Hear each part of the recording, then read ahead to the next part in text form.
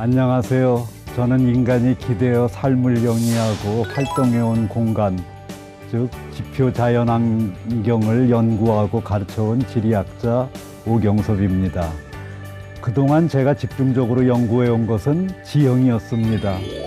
산, 들판, 해안, 바다가 어떤 형상을 지니며 또 어떻게 배열되어 있는지, 대기나 하천, 해수의 순환을 통해 이루어지는 물질의 이동 양상은 어떤지, 이로 인해 생태 자연환경은 어떻게 변화하는지 등을 살펴보는 일들을 오랜 동안 해왔습니다. 그 중에서도 특히 지난 10년간 저는 국내 하천이나 바닷가에 발달한 모래톱의 생성과 효능에 대해 많은 관심을 가져왔습니다.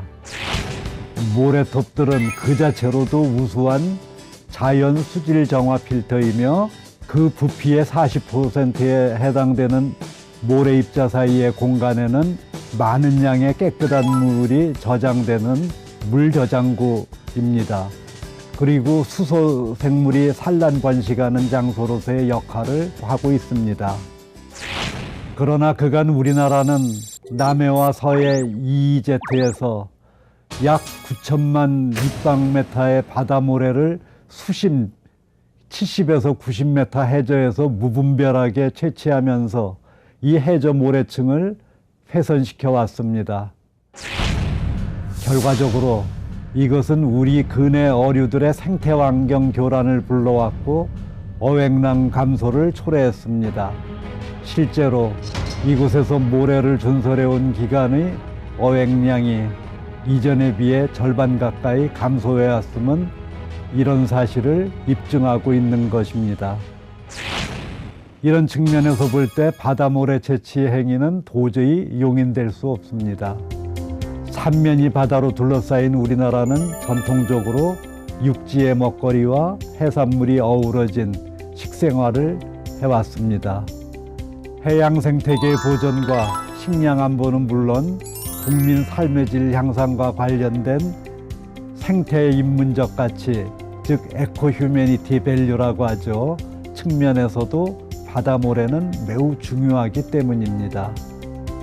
아울러 여기에 모래 이동 직접 양상과 해수 순환 체계를 고려한다 그러면은 바다모래 채취를 금지해야 될 이유는 더욱 명백해집니다. 첫째로 말씀드릴 수 있는 건 일단 바다에서 채취된 모래는 다시 보충될 수 없는 재생 불가능한 자연 요소라는 사실입니다.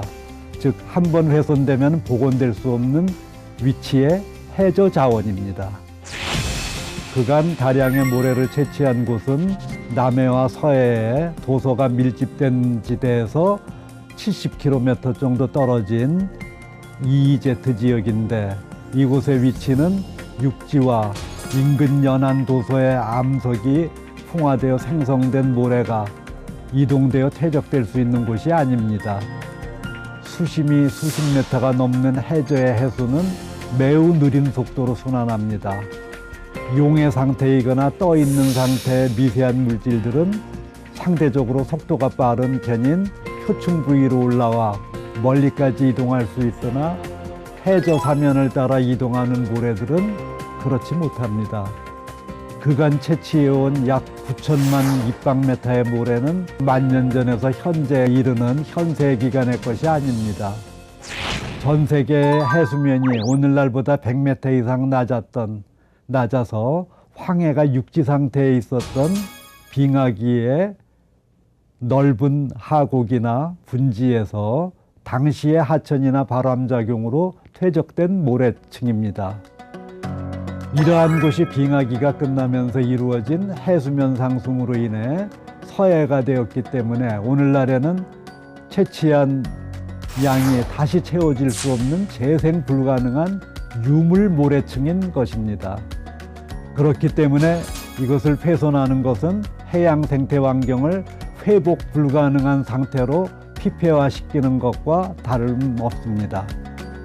두 번째로 말씀드릴 것은 바다모래를 채취해 온 곳은 서태평양 저위도 대양해역과 한반도를 둘러싼 동아시아의 주요 내해, 서해, 남해, 동해 간 해류가 어족들과 함께 들어오고 나가는 길목에 해당되는 자리입니다.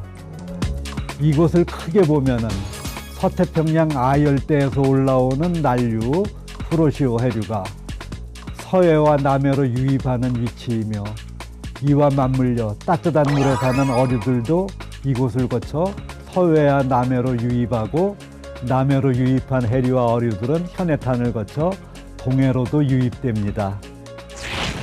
아울러 동아시아 전체적으로 보면 그간 모래를 채취해온 국내 EEZ 해역은 서태평양의 난류성 어족이 한반도 삼면을 둘러싼 바다로 들어와 이곳에서 산란하고 성역 회유한 다음 계절적으로 다시 대양으로 나가는 주요 길목인 것입니다.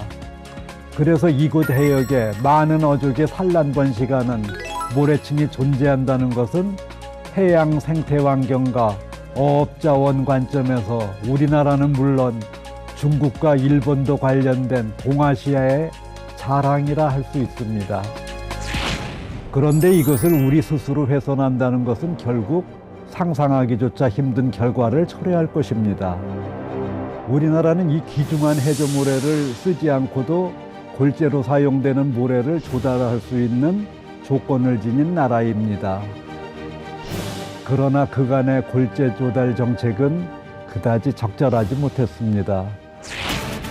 현재 4대강 사업이 이루어진 한강과 낙동강 주변에는 하천모래를 준설하여 쌓아놓은 모래들이 많습니다.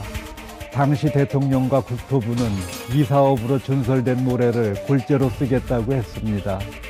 그런데 이것을 그대로 방치한 채 우리나라 해양 생태계와 수자원 보존에 중요한 역할을 하는 EEZ 해역의 바다모래를 골재로 써왔다는 것은 이해가 되지 않습니다. 일각에서는 바다모래가 골재 조달 비용을 절감한다고 말하지만은 크게 봤을 때 해양 생태계 파괴로 인해 나라 전체가 입을 손해가 훨씬 더 상상할 수 없을 정도로 심각할 것입니다. 오늘날은 자연에서 인간의 무분별한 욕심을 채울 수 있는 방법은 없습니다. 당장은 4대강 사업으로 준설에 쌓인 모래를 쓰고 중장기적으로는 새로운 모래 채취원을 찾아내어 제한적으로 사용한다 그러면은 모래 조달 문제는 충분히 해결될 수 있다고 생각합니다. 다만 모래 채취 비용이 좀 높아진다는 문제는 감내해야 되겠죠. 옛말에 호미로 막을 것을 가래로 막는다는 말이 있습니다. 지금까지 훼손된 것은 차치하더라도 앞으로는 비용 절감 때문에 바다모래를 계속 퍼내는 우를 범하지 않기를 바랍니다.